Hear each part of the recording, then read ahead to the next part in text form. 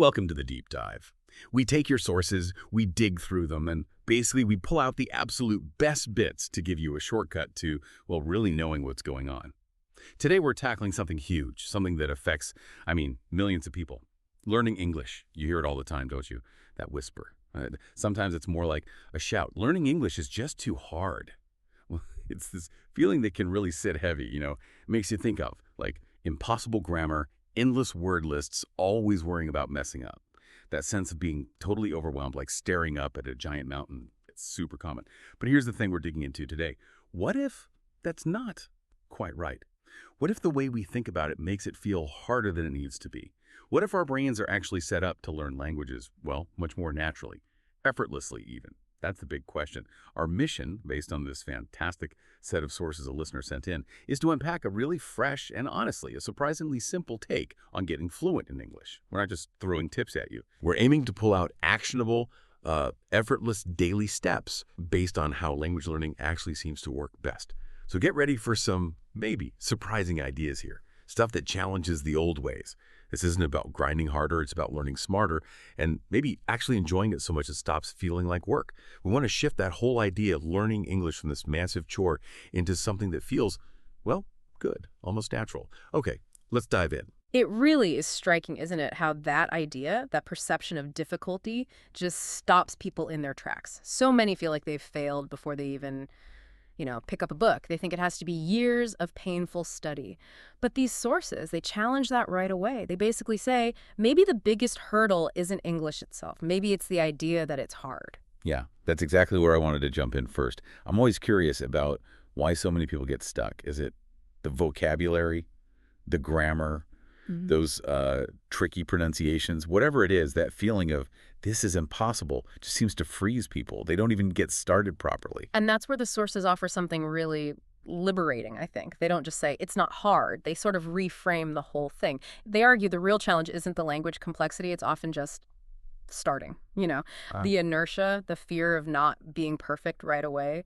One source puts it beautifully. The expert in anything was once a beginner. Oh, I like that. It's such a normalizing thought, isn't it?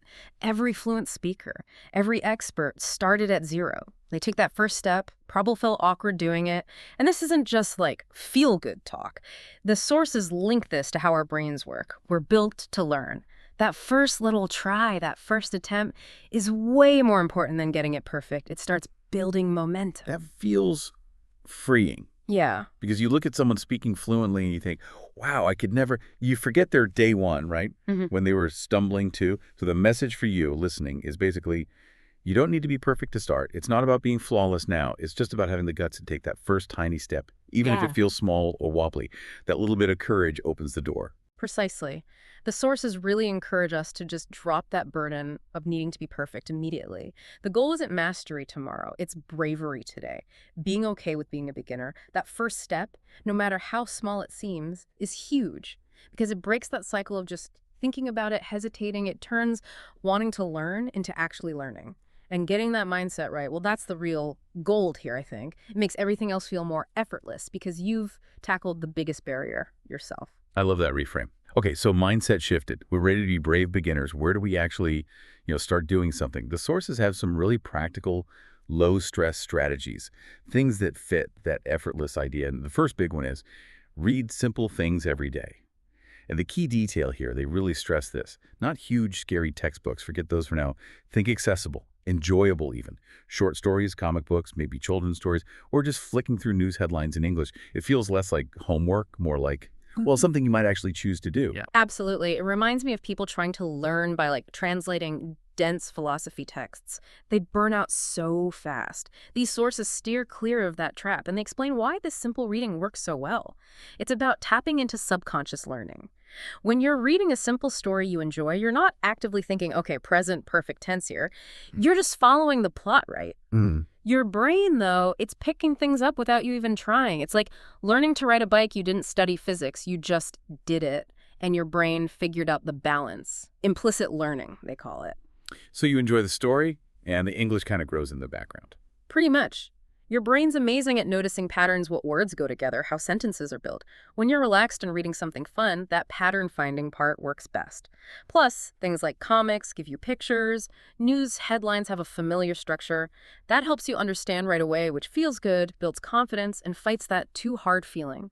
You're planting seeds gently, not forcing them. That makes way more sense than forcing yourself through dry grammar rules. It's more like just living with the language a bit. Yeah. Okay, building on that idea, the next strategy is listening to English as much as possible. Again, immersion, but low pressure. The sources suggest things like podcasts. Yeah. Hey, like this one. Or YouTube, music, maybe TV shows in English. The idea is to treat it almost like background noise sometimes, just hearing the sounds, the rhythm, even if you don't catch every word. It helps it feel more natural over time, just consistent exposure. Exactly that. Consistent, low-stakes listening is key. And the sources add a related tactic here, watching short English videos or lessons. But here's the crucial bit, and it goes against a lot of traditional advice. Don't stress about understanding every single word. Seriously, let that go. Really? That feels counterintuitive. Don't you need to understand? Not perfectly, no. It's about getting the gist, picking up patterns, getting used to the flow. Think about how little kids learn language. Ah, They don't understand everything their parents say at first. Right. Not even close. But they pick up tone, context, repeated words, and gradually it clicks. Our sources are saying, trust that natural process you already have. Don't force yourself to analyze every single word like a detective. That just leads to frustration and giving up. It's about comprehensible input, meaning you get the main idea, even if some bits are fuzzy. okay. That's a massive weight off the shoulders for anyone who's felt swamped by new vocabulary. Takes the pressure right off. But obviously we can't just listen and read forever. At some point you got to produce something, right? Speak. So the next step the sources bring up might feel a bit more daunting for some, but they frame it really simply. Practice speaking a little every day. And the suggestion is brilliant in its simplicity. Just talk to yourself. In the mirror, even. No pressure, no audience. Just you.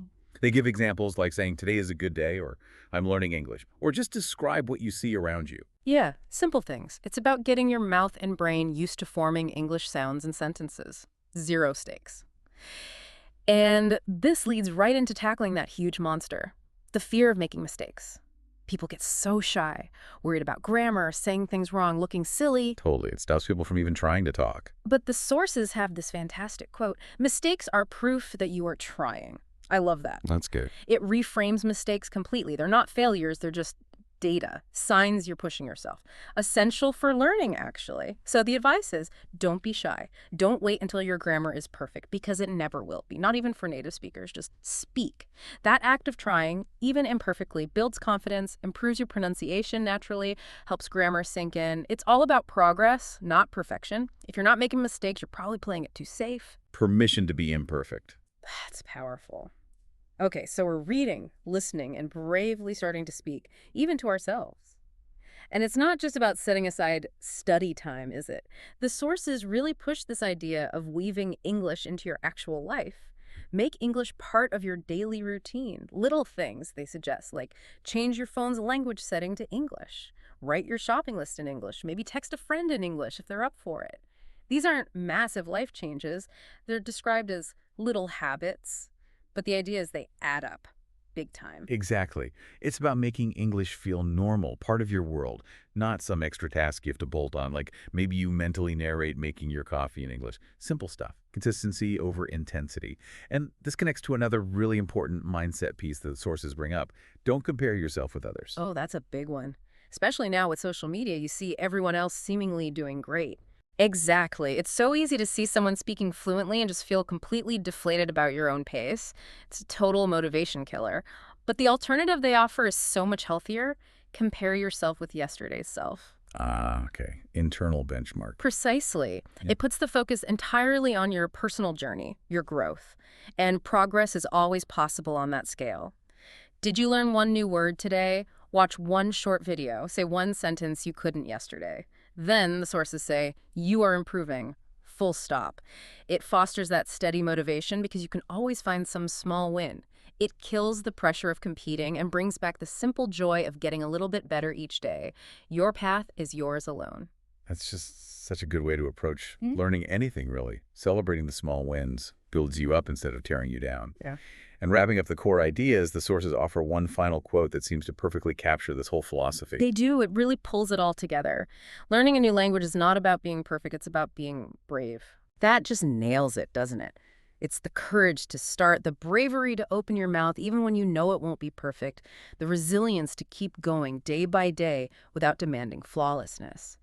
It's about showing up, being okay with imperfection, and trusting that every small, brave act makes it feel a little less daunting. The real hurdle is often emotional, not linguistic. Beautifully summarized. So when you put all these pieces together from the sources, this clear picture emerges. Learning English really can be enjoyable, surprisingly straightforward, almost natural, if you approach it with that sense of fun, curiosity, and consistent bravery, instead of, dread or chasing some impossible ideal of perfection. It really flips the script on the whole experience. Okay, so let's quickly recap those key takeaways, the actionable things you can start doing, like today. Remember, read something short and fun. Daily comics, headlines, simple stories. Listen often, podcasts, music, videos. Don't worry about catching every word. Just absorb the sounds. Watch simple stories or lessons. Again, focusing on the gist, letting your brain do its natural learning thing. And crucially, practice speaking every day, even just to yourself. Mistakes are good. They mean you're trying. And weave it into your daily routine. Little habits add up. And underpinning it all, be brave, not perfect, and try to enjoy the journey. That effortless feeling comes from consistency and enjoyment, not from forcing it. That's the engine of real progress. Absolutely. So here's a final thought to leave you with, based on everything we've explored. Instead of aiming for that big, maybe scary goal of perfection or mastery, what if your main goal was simpler? What if it was just to enjoy one small interaction with English each day? Finding a little bit of delight in a new phrase, understanding a song lyric, reading a short story you liked? How might shifting your focus from mastery to just daily delight change everything? Could that be the key to making English finally feel truly effortless for you? Something to think about. Thanks for joining us for this deep dive. Until next time, keep exploring, keep learning, and keep asking those great questions.